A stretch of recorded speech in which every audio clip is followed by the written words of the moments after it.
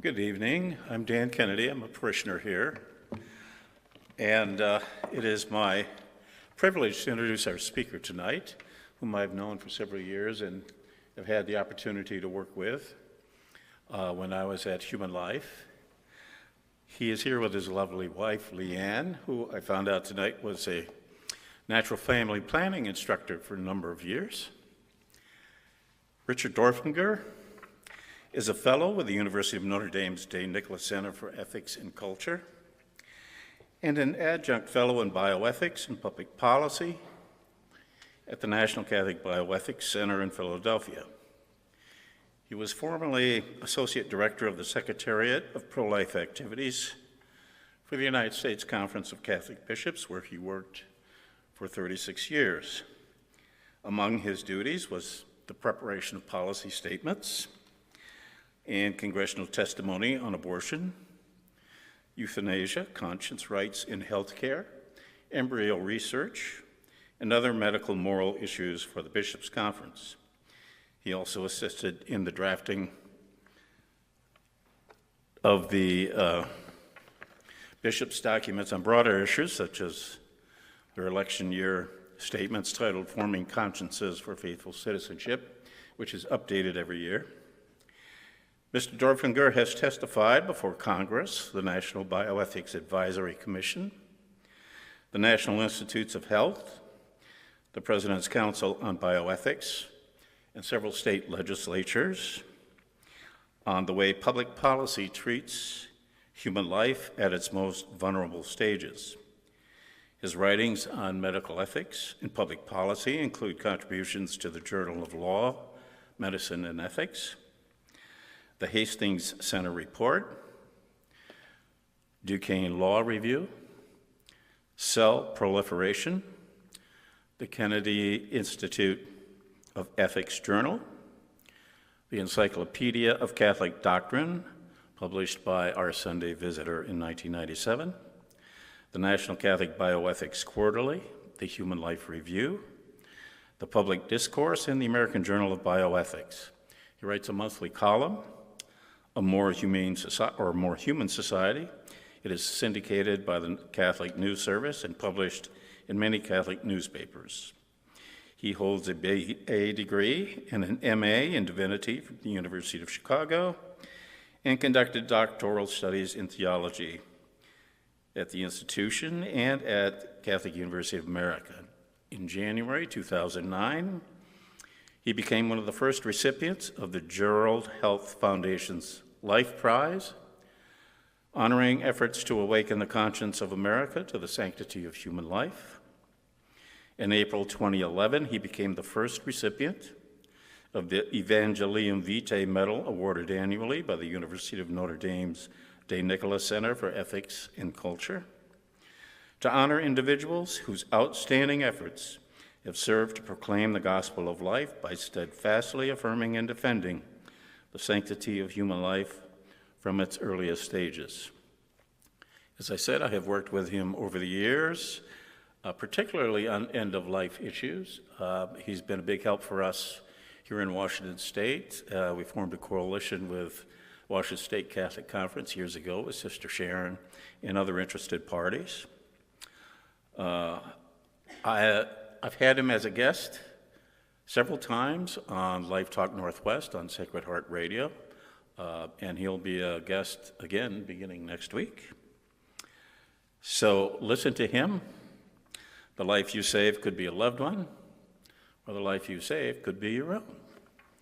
And I give you Richard Dorflinger.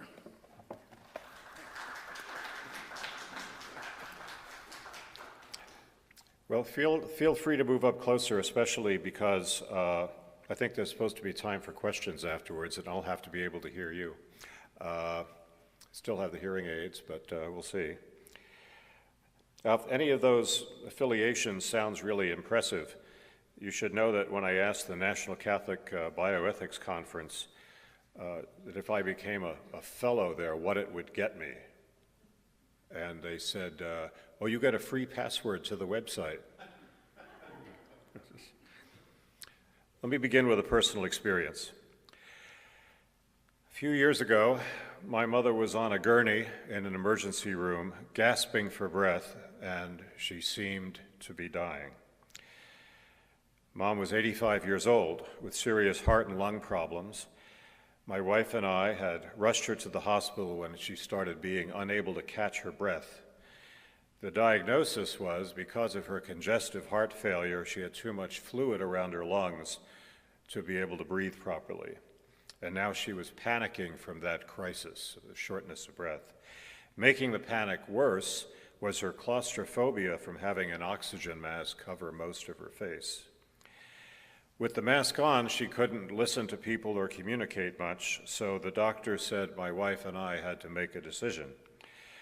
If they administered a diuretic to drain off the excess fluid, but that didn't work soon, they could step up the anti-anxiety medication to alleviate Mom's panic, but then she may not take in enough oxygen.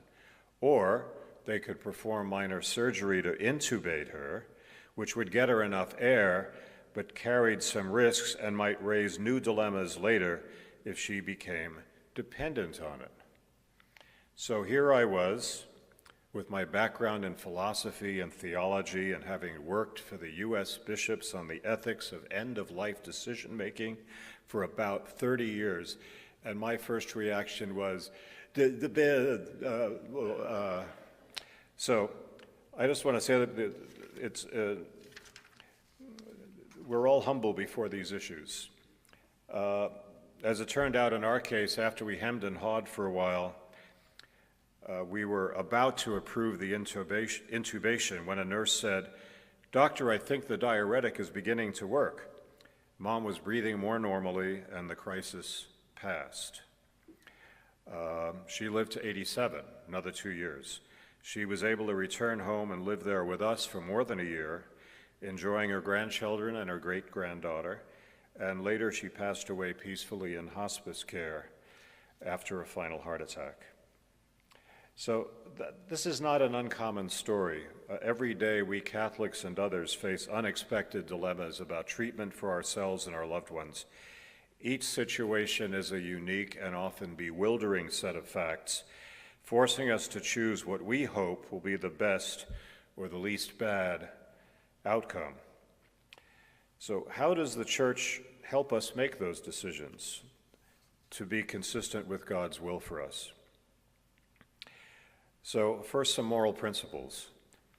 People are often surprised when I tell them the Catholic teaching does not provide one single authoritative answers for a lot of these questions near the end of life. It does not have one list of medical treatments we all must always use. Once in a while at the Bishops' Conference, I would get a phone call from someone who would say, "So, a respirator, is that an ordinary means or an extraordinary means?" And I'd have to say, well, it depends. But the Church does provide some key moral principles we can apply to concrete situations using the virtue of prudence. And that doesn't mean necessarily being extremely cautious, and it certainly doesn't mean being a prude.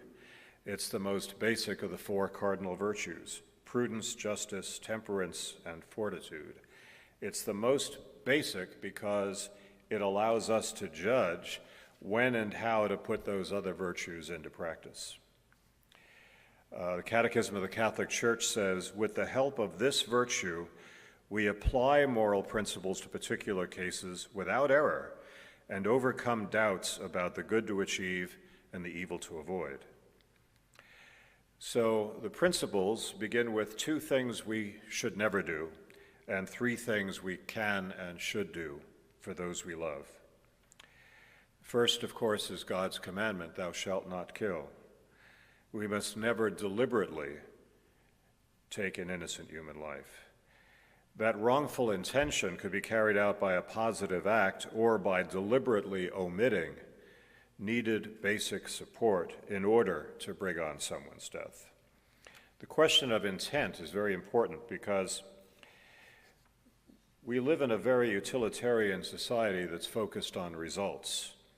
And some ethicists say, well, let's see, if you remove some burdensome treatment and the person dies, or you give him an overdose of morphine and he dies, that's the same result. So they're really the same thing, and we should just be more honest about it and give people the lethal dose when it's time. The end justifies the means. But Catholic morality looks to the heart. What am I trying to achieve? What am I setting my will on, and what kind of person does that make me? Against the people who talk about it's just the good consequences you have to look to, we understand the first and most basic consequence of any action is its effect on my soul. What kind of person do I become? We cannot act in order to bring on someone's death, even out of motives of compassion. If I give someone a large dose of morphine to control pain, and that's my only intent, there is a risk it may also shorten life. But that's very different from the inherently immoral act of deliberately giving someone an overdose with the intent to cause death. Even if you say, well, I'm only causing death because dead people don't feel pain. So we should always reject euthanasia, which Pope John Paul II defined as an action or omission which of itself or by intention causes death with the purpose of eliminating all suffering. And I'll say more about pain control when we talk about our positive obligations. I should note that when I say we must not deliberately kill people, that includes ourselves. I must love and respect my life just as I love and respect the lives of others. St. Augustine pointed this out in City of God. He said, if the command is to love my neighbor as myself, it makes no sense unless I'm called to respect my own life as well. I'm an innocent person too. The Church recognizes that suicide most often occurs under the influence of depression and despair that can severely undermine your responsibility for the action. But objectively, it's as wrong as killing anyone else. Each of us has dignity as a child of God. When a physician deliberately assists the suicide of a vulnerable patient who's driven to request it by hopelessness and fear of the dying process, generally, that doctor is far more culpable than the patient is. Here's the second, thou shalt not. We must not discriminate against those most in need. That offends against another cardinal virtue, justice. We should not lavish every life-saving option on those who are wealthy or smart or able-bodied or powerful, while ignoring the value of life for people with lesser abilities or accomplishments. And this has great implications for our treatment of people with mental and physical disabilities, including those seen as being in a vegetative state.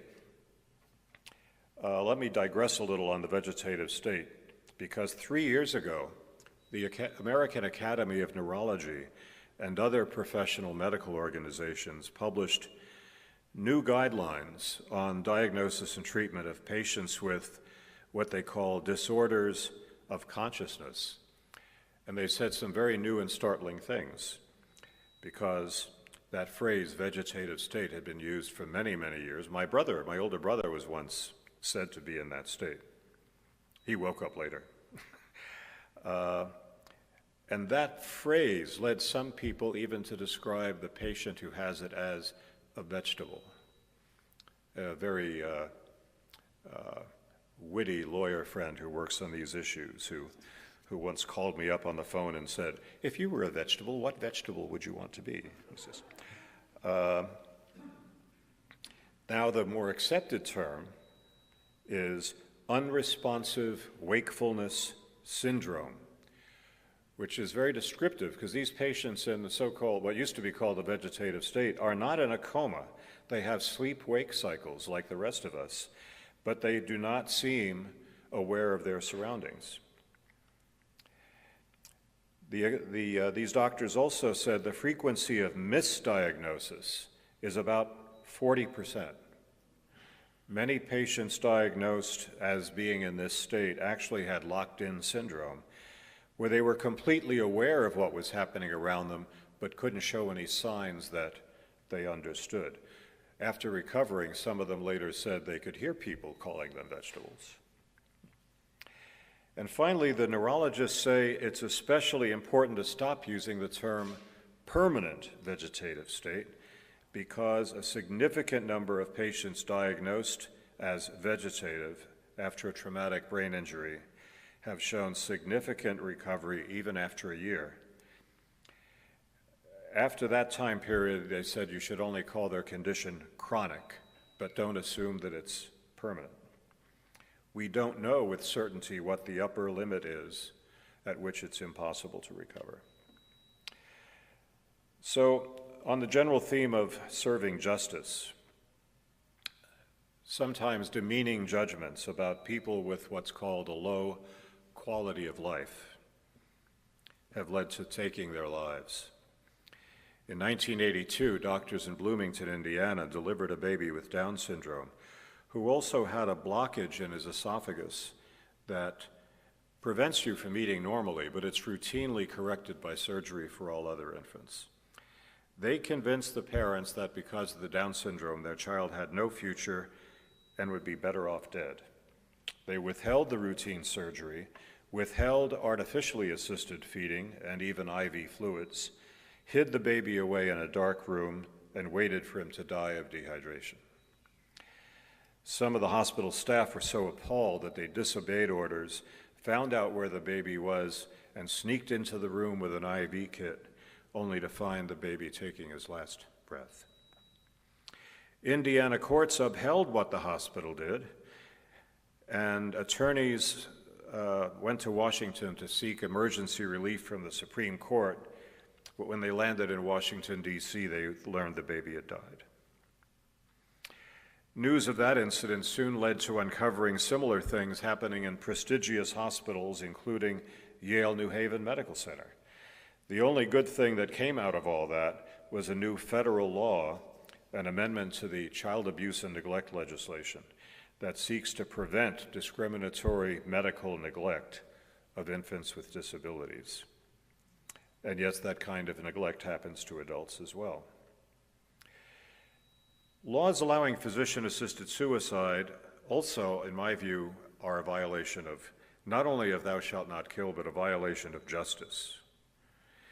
The state says the proper response to everyone else who is tempted to kill themselves is suicide prevention. But there's another class of people who, because of their health condition, get suicide assistance instead, including people who could live a long time with treatment but are expected to die soon if left untreated. And on issues like this, the church and many disability rights organizations are very much together. In fact, every major statewide disability rights organization, along with the Catholic Church and pro-life groups and many fine physicians, opposed a recent bill in the Washington legislature to expand physician-assisted suicide. If I have time, I'll talk a little more about that later. So in our state, deliberately giving someone the means to kill himself or herself is a felony, comparable to manslaughter. But under our Death with Dignity Act, you have an exemption from that if a doctor says the person is terminally ill and liable to die in 6 months or less, and can pick another doctor who says he agrees. That patient's death by deliberate drug overdose is forbidden to be called a suicide or assisted suicide in the law, and the death certificate has to be falsified to report the underlying illness as the cause of death. So every time that death certificate comes out, after a doctor has given somebody a lethal overdose of opioids, the doctor can say, "See, I told you he would die soon from that disease. I'm such a good diagnostician." That process is said to be hedged about by careful safeguards against abuse, but the list of illnesses seen as terminal is steadily expanding. I think in Oregon recently they listed the terminal illness as bulimia, which is a mental health condition. Some patients have survived for years if they don't take the drugs. Some patients who got the drugs and later took them years later, which means they were not dying in 6 months. The promised psychological assessment to exclude cases of treatable depression from the Death with Dignity Act is almost never done. And the doctor is almost never present at the time of death to see who else is involved and whether they're exerting coercion on the patient. Now we're finding out that in the last 12 years, this law passed, well, it took effect in 2009. In about 200 cases during those years, the doctors never even submitted their reports to the state health department claiming a voluntary request by the patient or claiming the patient had any illness. The dog ate my homework. And that's the key safeguard that says you are obeying all the other safeguards. And yet the state health department reports those as cases that were conducted under the terms of the law. Now, our legislature is becoming aware of this. However, the legislature in the last 2 years has mainly been concerned to pass a new law to amend the Death with Dignity Act to weaken or remove the safeguards against abuse. Not that they're being that well enforced now, but they want to remove many of them altogether.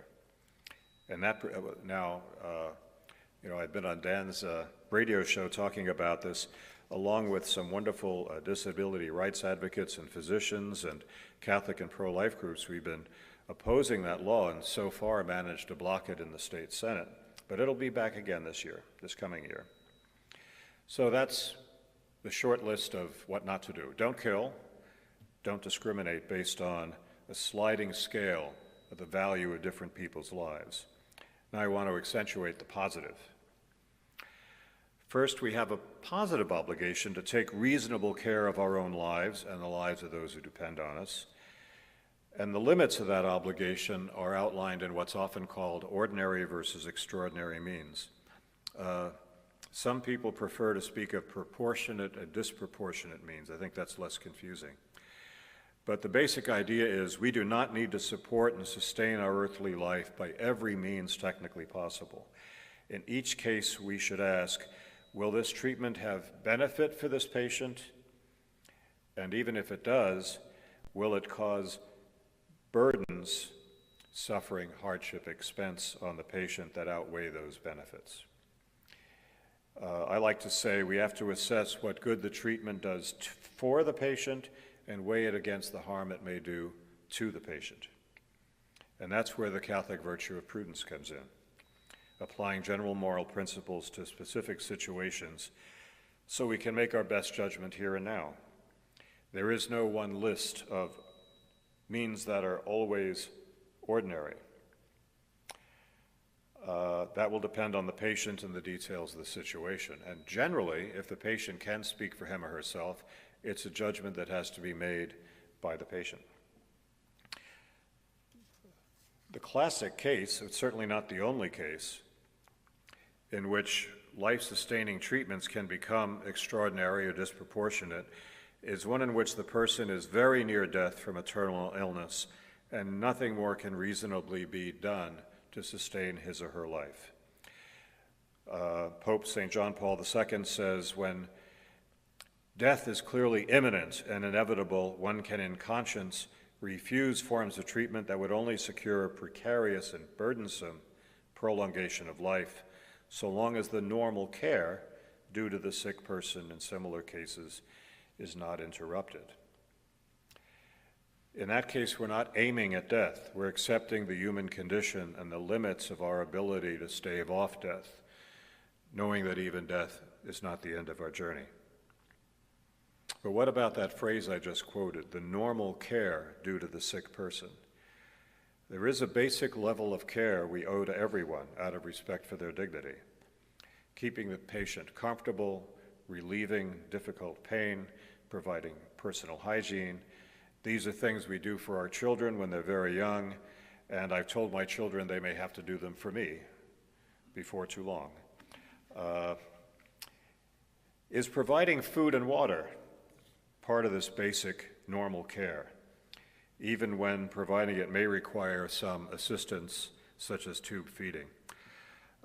Pope John Paul II said in an address in 2004 that the answer is generally yes. As a general rule, providing food and fluids is, quote, a natural means of preserving life, not a medical act. It simply sustains life. It doesn't treat or cure anything. Its use should be considered in principle ordinary and proportionate, and as such morally obligatory, insofar as and until it is seen to have attained its proper finality, which in the present case consists in providing nourishment to the patient and alleviation of his suffering. There are situations when someone is dying and the body's systems are closing down. It's useless to try to feed them anymore. They can't take it in. They can't digest it. It's one extreme example. So in principle means as a general rule. Third, positive obligation. After taking reasonable care and providing normal, ordinary nursing care, alleviating suffering. We are called to address patients' pain and suffering. Again, Pope John Paul II, in his encyclical on human suffering, said one reason suffering exists in the world is, quote, in order to unleash love in the human person, that unselfish gift of one's I on behalf of other people, especially those who suffer. The word compassion means to suffer with. We're called to empathize with those who suffer, to keep company with them and alleviate their pain. It can be emotional, existential, and spiritual, as well as physical pain. Sometimes those are much worse than physical pain.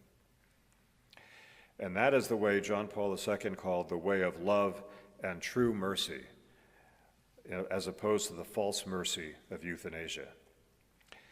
So the Church promotes greater attention to palliative care, and Catholic hospitals and hospices have been leaders in improving that kind of care.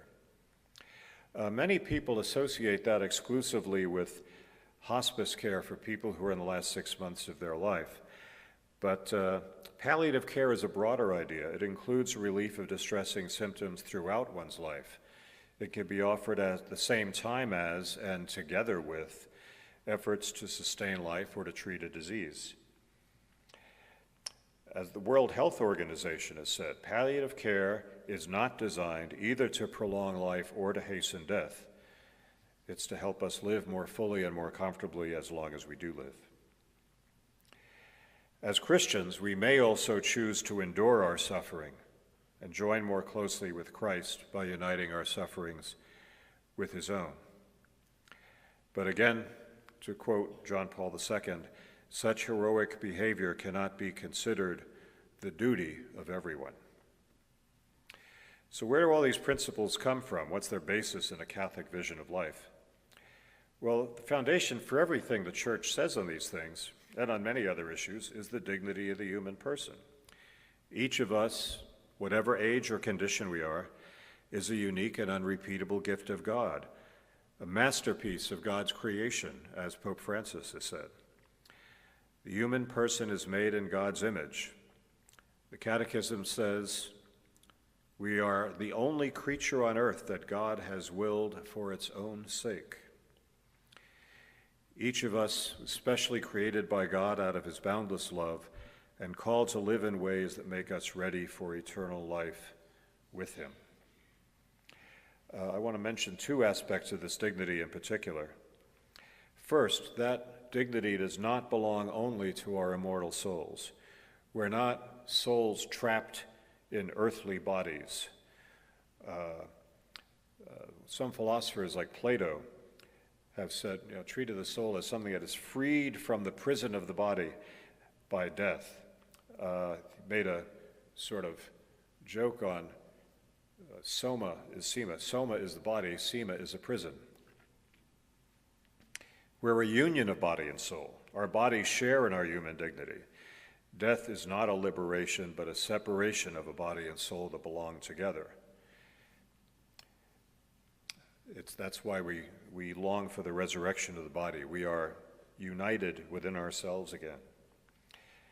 As the Book of Wisdom says, God did not make death, and he does not delight in the death of the living. The cure for our fear of death is not to see death itself as a good thing, but to remember that beyond suffering and death there is something infinitely greater: resurrection and eternity with Christ. Whether we treat bodily life here and now with care and respect helps determine whether we get to share in that glorious resurrection. Second, dignity means inherent worth, beyond all differences of age, illness, or disability. And this is why we have to be very careful about words like death with dignity, because that's used by some to glorify death as a solution to people's problems. More legitimately, we are meant to uphold and respect and care for people's dignity when they are dying. I had a debate once with the director of the Hemlock Society, and I used my example of, why is it that somebody's trying to jump off a bridge, and we send our law enforcement out there to talk him down and bring him back, but if he's got some illness, they'll say, oh, go ahead. And she said, because they have no lives anymore. I said that once to someone I knew who was battling breast cancer. She was livid. She said, how dare she say that? She said, I can deal with the pain, I can deal with the treatments. What really bothers me is that my friends don't come around so much anymore. They don't treat me like they used to. They feel awkward in front of me because they know I have this potentially fatal illness. And that's what she's saying, I don't have a life anymore. I never got them together to debate this in person. It would have been lovely. The other high point was the Hemlock Society director said, we need this painless and humane method for taking one's life. Then people won't use violent means like guns. Well, first of all, it's not always so peaceful. Anyway. But the fun thing was that the host, this radio show was hosted in Texas, and the host of the show said, hey lady, what you got against guns? Anyway, you have to have fun in these jobs or you'll be crying all the time. So, I think the final thing I want to mention is advance directives.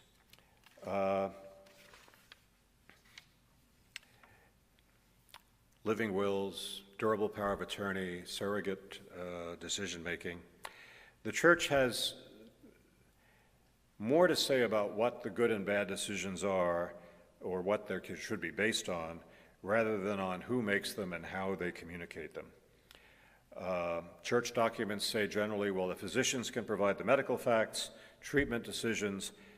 Taking in those facts have to be made first by the patient, and if the patient can't communicate, by those, especially family members who know and love that person. Nobody who didn't know my mother well, for example, could have realized that she panics at the idea of gasping for breath or gets claustrophobia from an oxygen mask, but we knew that. There is no church teaching on whether advance directives are good or bad as such. A lot depends on how they're written and whether they conform to the principles that's set out. And there are some Catholic authored documents that do that, and one of them comes from the National Catholic Bioethics Center I'm connected with. But my assessment, and this is not, the word of God, this is the word of Richard Dorflinger, based on my conversations with Catholic physicians and others, is that they're often a lot less useful than people expect. Living wills usually try to define a set of circumstances when the patient would want no further life-sustaining treatment. The standard forms authorized by state law often disregard any distinctions between burdensome and non-burdensome treatment, between aggressive treatment and ordinary care, and between truly terminal illness versus severe debilitating chronic diseases.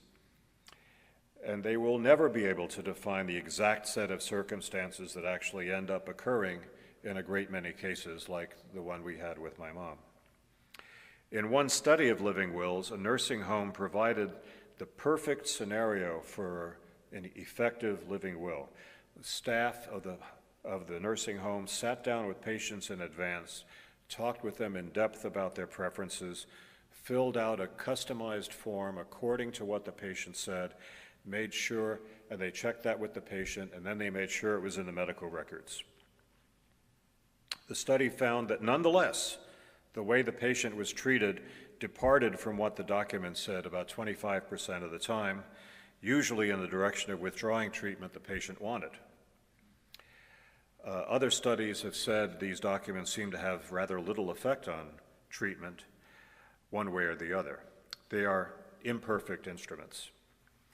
More promising in some ways is a document that just appoints a trusted person, preferably someone who loves you, to reflect your values and speak for you as they say, surrogate decision maker when you can no longer do so.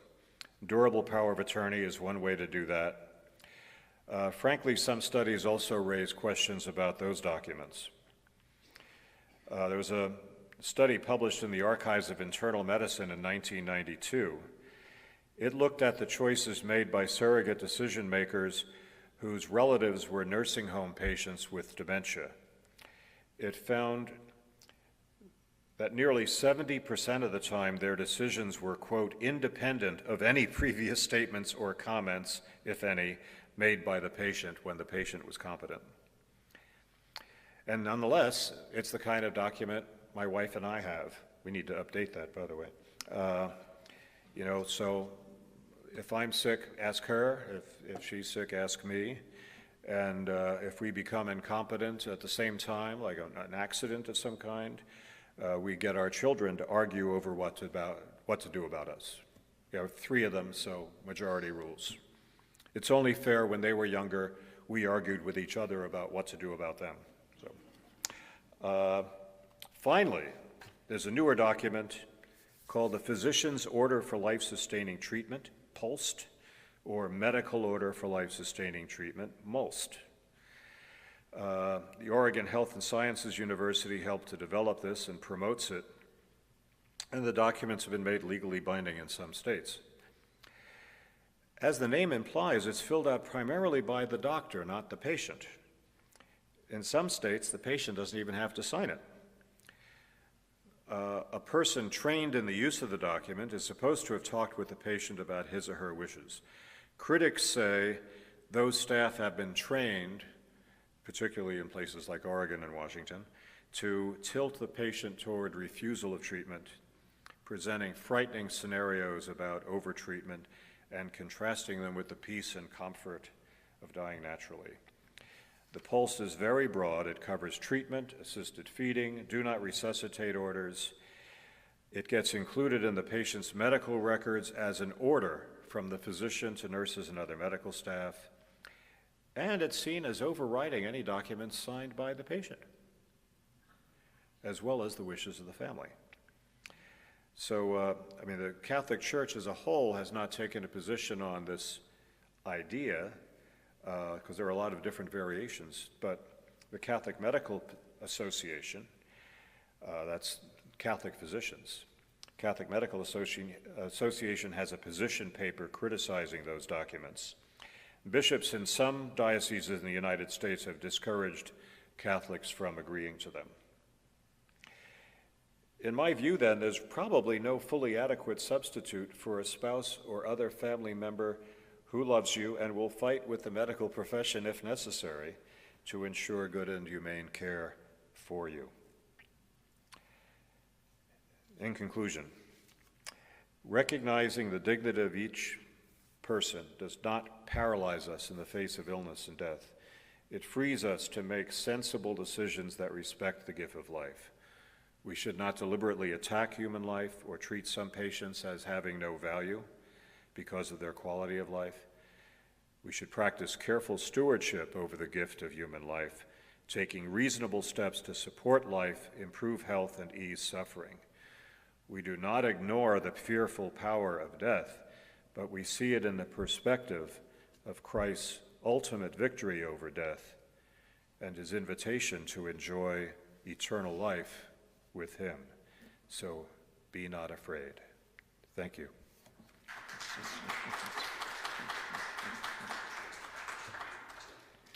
Dan, do we have some time for questions? Yes. Yeah. Just make sure to repeat it because it's being live streamed too, so. See that little camera in the back? Oh. You're live. On the live stream in the back, so just repeat the question. Oh, okay. If I hear it. You know, I always look for a friendly face in every audience, and you were smiling throughout this whole thing. It was- Girl from Texas. Oh, boy. But the pulse form.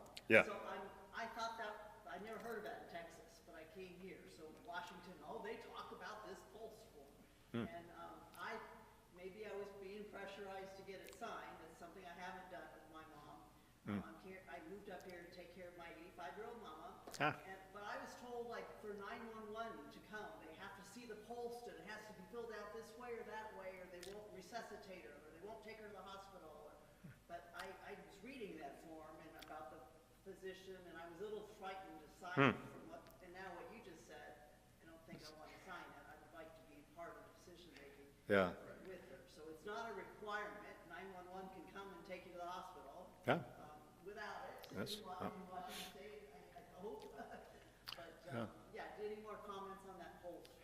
Yeah. So it's about the pulse form, and in seeking to care for her mother, she was being pretty strongly encouraged, I guess, to have it filled out, and looked at it and had problems. And what more can I say about it? Well, it comes from the Pacific Northwest, from OHSU, and being promoted, I think, at UW in their medical center as well. It's,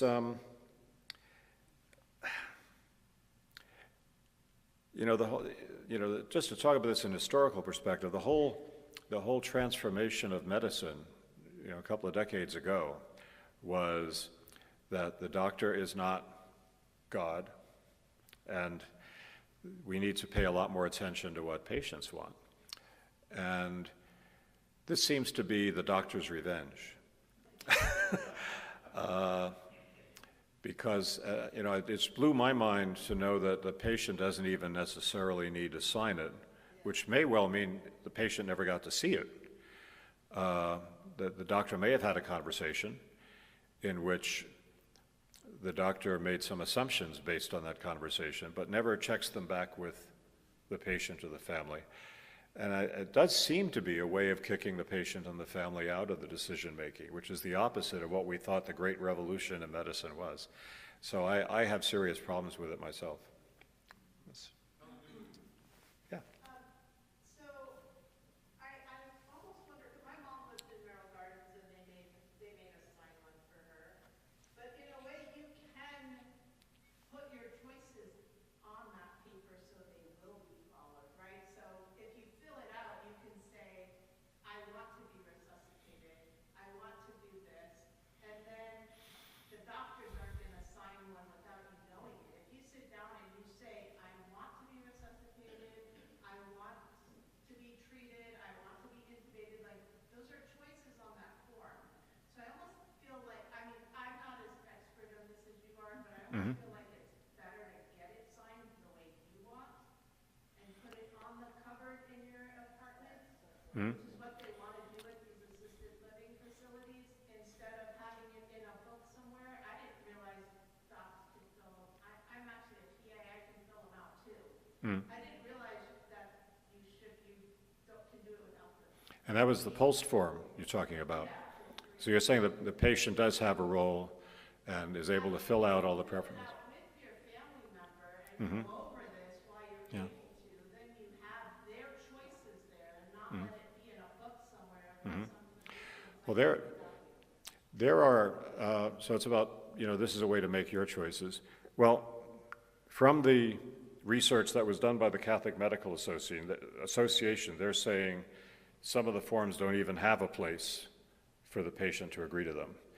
And that's why they're called physician's order for life-sustaining treatment.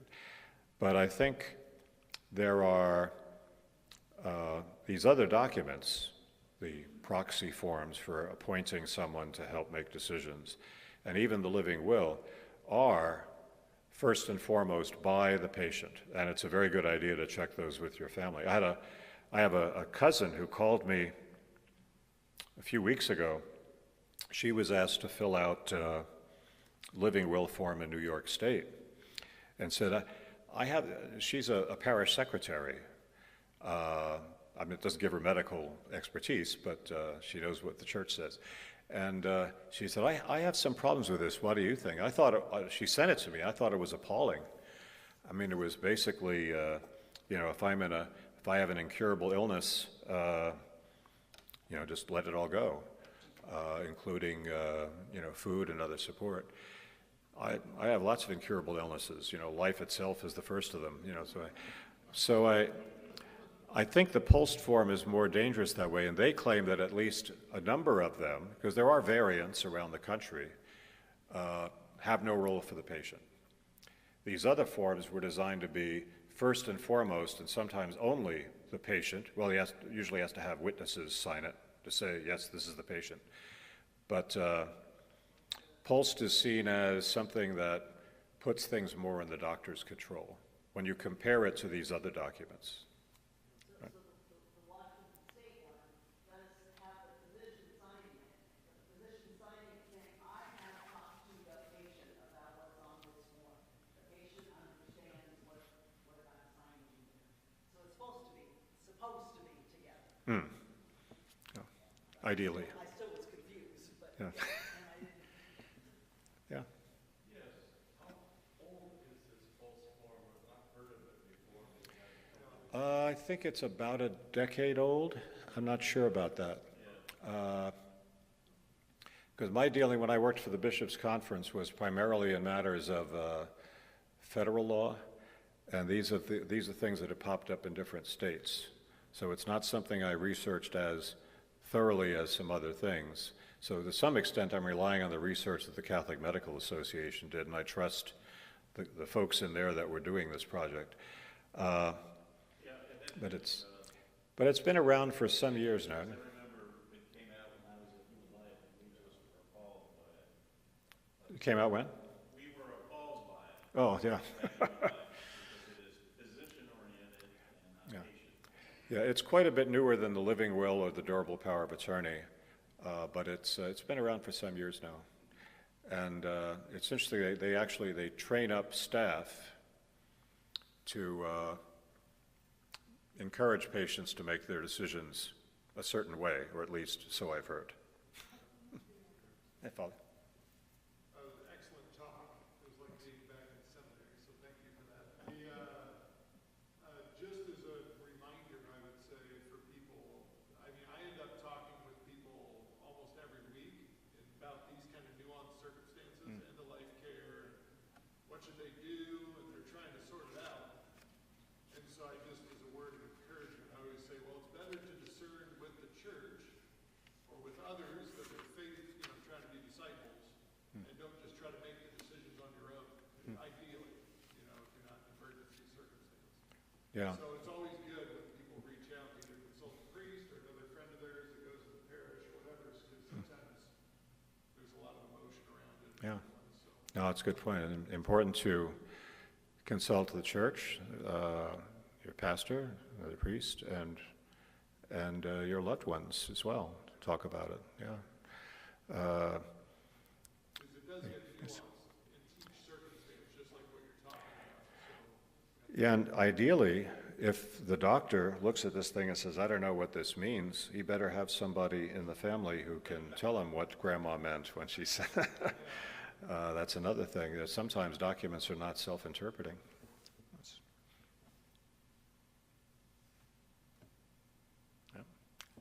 Yeah. So, I had a really disconcerting comment made by my 7-year-old and 10-year-old granddaughters. Just out of the blue, they said, well, Grandma, it's okay to kill people when they suffer. They go to a public school, and they don't live near me, so I see them on a limited basis. Is there some kind of any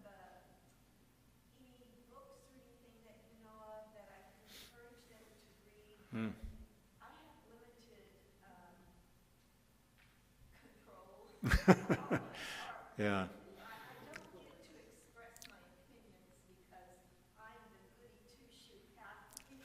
So I'm totally keeping it to myself, but if I can find something good, Yeah. Now, I don't know what, talking about things that can help your granddaughter to understand that, it's not right to kill people when they're suffering. It's, I don't know what's available for that age group. There are things that came out from the Bishops' Conference. There was one, it was especially on the subject of euthanasia and assisted suicide. And I drafted it. Now I don't remember what the name of it is.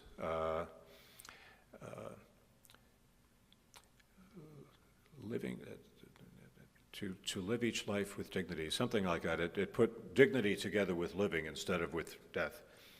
And it was in a question and answer format. It's very easily understandable by people of just, general education. But it is written for adults. But that's a good question. I'll try to look into that. What's available for children to explain some of these basic principles? In our family, we have had to put down pets who were suffering, dying. And I think sometimes children don't necessarily understand that difference. And you say, well, sweetie, you're not a dog. Might be a start for a conversation. But it's, and I know about being the goody two-shoes Catholic too. My mom, when she was in her 80s, she told my younger brother, he was 2 years younger, he calls himself a Buddhist, but that's just his way of saying he's an atheist. So that she was going to name me as her proxy decision-maker for healthcare decisions. I said, "Don't do that, Mom. He'll keep you alive forever." She said, "And that's why I'm not naming you." Anyway. Families, aren't they wonderful? I'll try to think about that, though. Why don't you leave your email address somewhere with me, and I'll see if I can get you an answer for that. Thank you. Right to Life Committee right here in our parish. That's a good question. Somebody that deals with kids. Maybe there's one of these school teachers. Somebody here should ask a good question. Yeah, and public schools. We could just give them a Christmas present. It's just up on It's just a simple book. Yeah, we went to parents' night, or I think I went alone this time, but you had to do something else, and I went to parents' night at our daughter's public school and went to the history class, and the history teacher explained that they were talking about the encounters in Mexico and South America between the European visitors, conquerors, whatever you want to call them, and the local, the Aztecs and so on. And she teaches them that, here are these pale people with armor, shiny armor, and this corresponded to a myth that the local natives had about gods coming to Earth looking kind of like that. And so they welcomed them with open arms, and of course, in no time, they were wiped out. And she said, and we teach that part of history to teach them not to take religion too seriously. So yeah, public schools, there are some problems there. Yeah. Something called the 5 Wishes. You said that there are. Oh, the 5 Wishes document, yeah. The fellow who worked that up is sort of a friend of mine, and he was the president of Ave Maria University for a while, I think. And now I'm trying to remember. But the 5 Wishes document, I mean, it's an advanced directive. It's like a living will, but it's much more expansive. It has all kinds of choices about the kind of surroundings you'd like and the kind of pain control you'd like. And I think there was a choice for being bathed with essential oils. It was all kinds of things involving your care, not just medical treatment. And my difficulty with it was that I think I didn't like the way it dealt with the food and fluids question, because it's like a checkbox, do I want it or do I not want it? And that seemed to me to slough over some important distinctions. But it was well meant, and he was trying to give something to people that would be more positive and not just talk about this as a medical thing, but as the way you're going to be leading your life in your final months. But I would say read it, with a discerning eye. 5 wishes, yeah. I don't want to keep people too long, and I have a long drive ahead, so. I think we're good. All right, thank you very much. Thank you. Yes.